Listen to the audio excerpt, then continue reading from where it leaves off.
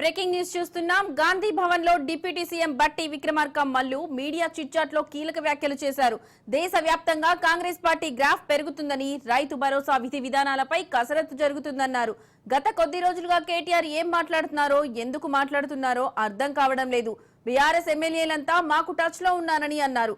సంక్షేమ గురుకుల వసతి గృహాల్లో సంఘటనలపై ప్రభుత్వం సీరియస్ గా ఉంది. సంక్షేమం, అభివృద్ధి, ప్రగతిశీల భావాలే లక్ష్యంగా ముందుకు పోతున్నామన్నారు.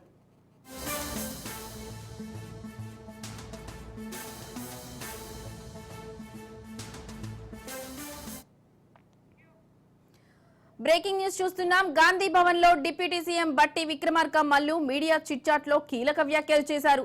దేశవ్యాప్తంగా కాంగ్రెస్ పార్టీ గ్రాఫ్ పెరుగుతుందని, రైతు భరోసా విధి విధానాలపై కసరత్తు జరుగుతుందన్నారు. గత కొద్ది రోజులుగా కేటీఆర్ ఏం మాట్లాడుతున్నారో, ఎందుకు మాట్లాడుతున్నారో అర్థం కావడం లేదు. బీఆర్ఎస్ ఎమ్మెల్యేలంతా మాకు టచ్ లో ఉన్నారని అన్నారు. సంక్షేమ గురుకుల వసతి గృహాల్లో సంఘటనలపై ప్రభుత్వం సీరియస్ గా ఉంది. సంక్షేమం, అభివృద్ధి, ప్రగతిశీల భావాలే లక్ష్యంగా ముందుకు పోతున్నామన్నారు.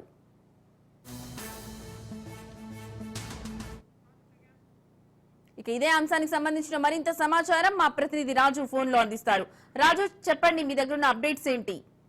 లక్ష్మి, గాంధీ భవన్ లో డిప్యూటీ సీఎం మల్లు బట్టి విక్రమార్క అదేవిధంగా పిసిసి చీఫ్లతో కలిసి వాళ్ళిద్దరు కూడా ఆ చిట్చాట్ లో పాల్గొనడం జరిగింది. మీడియా చిట్చాట్ లో కొన్ని కీలక విషయాలు చెప్పడం జరిగింది. ముఖ్యంగా దేశవ్యాప్తంగా కూడా కాంగ్రెస్ పార్టీ గ్రాఫ్ రోజు రోజుకు పెరుగుతుందని చెప్పి కూడా చెప్పడం జరిగింది. దీనికి నిదర్శనం ఇటీవల జరిగినటువంటి ఎన్నికల్లో ఓట్ షేరింగ్ మేము పెంచుకున్నామని కూడా చెప్తా ఉన్న పరిస్థితి కనిపిస్తోంది. అదేవిధంగా రాష్ట్రం విషయానికి వచ్చినట్టయితే రాష్ట్రంలో రైతు భరోసా కోసం విధి విధానాల కోసం ఇప్పటికే కసరత్తు చేస్తా ఉన్నాము. దానికి సంబంధించి అతి కొద్ది రోజుల్లోనే రైతు భరోసాపై కూడా ప్రకటన ఉంటుంది అని చెప్పేసి కూడా చెప్పడం జరిగింది. అదేవిధంగా ముఖ్యంగా టీఆర్ఎస్ పార్టీ వర్తించడం కేటీఆర్ కు అసలు ఈ మధ్యలో ఏం మాట్లాడుతున్నారో కూడా తనకు అర్థం కావడం లేదని చెప్పేసి కూడా చెప్తా ఉన్నారు. ఆయనకు మతి భ్రమించి మాట్లాడుతున్నారని చెప్పేసి కూడా మళ్ళీ బట్టి విక్రమార్క అయితే విమర్శించిన పరిస్థితి కనిపిస్తా ఉంది. అదేవిధంగా ఇప్పటికే కేటీఆర్ అంటూ ఉన్నారు, కాంగ్రెస్ ను కూకటి వేళ్లతో తెలంగాణలో ప్రకటిస్తామని ఏదైతే మాటలు మాట్లాడారో దానికి కౌంటర్ గా ఆయన మతి భ్రమించి మాట్లాడుతున్నారని చెప్పేసి కూడా కాంగ్రెస్ నేతలు చిట్చాట్ లో చెప్పడం జరిగింది. అదేవిధంగా మంత్రివర్గ విస్తరణపై కూడా ప్రశ్నించినప్పుడు ఆయన చెప్తా ఉన్నారు, మంత్రివర్గ విస్తరణపై అధిష్టానమే నిర్ణయం తీసుకుంటుంది, ఇంకా సమయం పడుతుందన్నట్టుగా కూడా ఆయన మాటలను బట్టి చూస్తే అర్థమవుతుంది. నిన్నటి ఢిల్లీ పర్యటనలో దీనిపై ఎక్కడా కూడా మంత్రివర్గ విస్తరణపై చర్చ అయితే జరగలేదని చెప్పేసి కూడా చెప్తా ఉన్నారు. అదేవిధంగా నయీం ఆస్తులు, మియాపూర్ ఆస్తుల మీద విచారణ గత ప్రభుత్వంలో ఉన్నప్పుడు ఎట్లా సాగదీశారో, సో ఇప్పుడు తమ ప్రభుత్వంలో ఏవైతే మేము విచారణలు చేస్తా ఉన్నామో వాటిలా కాకుండా ఖచ్చితంగా ఏదైతే విచారణలు ఉన్నాయో అన్ని కూడా పూర్తి చేస్తాము అని కూడా చెప్పడం జరిగింది.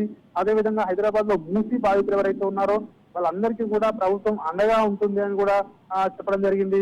ఎవరైతే మూసీ బాధితులందరినీ కూడా ఆదుకోవడం తమ బాధ్యత అని కూడా చెప్పడం జరిగింది. ఎవరైతే స్లమ్స్ లో నివసిస్తా ఉన్నారో వాళ్ళందరి జీవితాల్లో వెలుగులు నింపుతామని చెప్పి కూడా డిప్యూటీ సీఎం బట్టి విక్రమార్క పిసిసి చీఫ్ చెప్పడం జరిగింది. అదేవిధంగా నిర్మాణాత్మకమైన పద్ధతిలో ప్రతిపక్షం రాష్ట్రంలో ఉండాలి, కానీ తెలంగాణలో మాత్రం ప్రతిదాన్ని కుటుంబంలో పెట్టి విమర్శించడమే పనిగా పెట్టుకున్నారని చెప్పేసి కూడా చెప్పడం జరిగింది. అదేవిధంగా అసైన్డ్ భూముల వివరాలు కూడా రాష్ట్ర వ్యాప్తంగా సేకరిస్తున్నామని కూడా చెప్పడం జరిగింది. ముఖ్యంగా మా ప్రభుత్వం స్పష్టంగా ఉంది అని కూడా చెప్తా ఉన్నారు. సంక్షేమం, అభివృద్ధి, ప్రగతిశీల భావాలే ముందుకు సాగుతా ఉన్న ప్రభుత్వం మాది అని చెప్పేసి కూడా చెప్తా ఉన్నారు. అదేవిధంగా సంక్షేమ గురుకుల వసతి గృహాల్లో ఏదైతే సంఘటనలు జరుగుతున్నావో వీటిపై ప్రభుత్వం సీరియస్ గా ఉంది. ఖచ్చితంగా ఎవరైతే బాధ్యులైన అధికారులు ఉన్నారో వాళ్ళందరిపై కూడా ఖచ్చితంగా చర్యలు తీసుకుంటామని అయితే చెప్పడం జరుగుతాం.